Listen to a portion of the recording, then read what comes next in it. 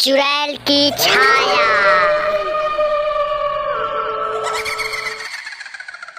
छोटी सी गांव में अक्सर चांदनी रातों में एक चुड़ैल मंडराती रहती थी। एक गांव में एक युवक आया जिसका नाम आर्यन था। वह अपने दादाजी से एक रहस्यमय चुड़ैल के बारे में जानने आया था।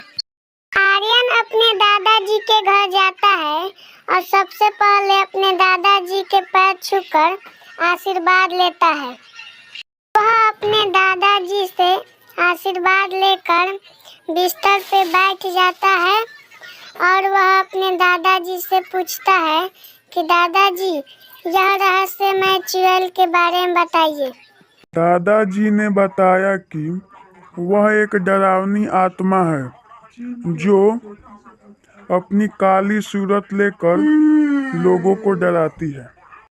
आर्यन ने मन ही मन सोच लिया कि उस चुड़ैल के रहस्यमय को उजागर करेगा।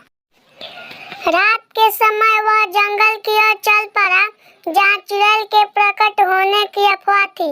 उसने अपने हाथ में चाकू साथ लिया था क्योंकि वह किसी भी खतरे से निपटने के लिए तैयार था। जंगल की गहराइयों में आर्यन ने एक पुरानी महल देखी जो पूरी तरह से खंडहर में तब्दील हो चुकी थी। जैसे ही वह अंदर गया, अंधेरे में एक अजीब सी ठंडक छाने लगी। अचानक एक चुड़ैल का साया दिखने लगा। फिर वह प्रकट हो गई।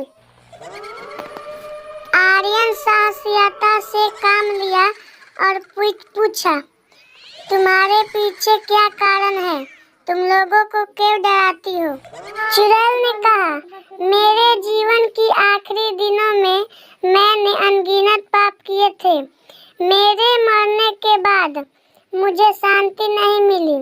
अब मैं उन लोगों को सताती हूँ जो मेरे दर्द को समझ सकते हैं।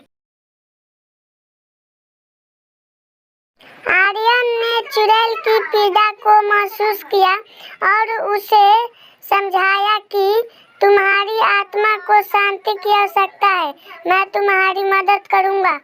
वह गांव में वापस आया और दादा के पास मिलकर एक विशेष पूजा की व्यवस्था की। पूजा के बाद चुड़ैल की आत्मा को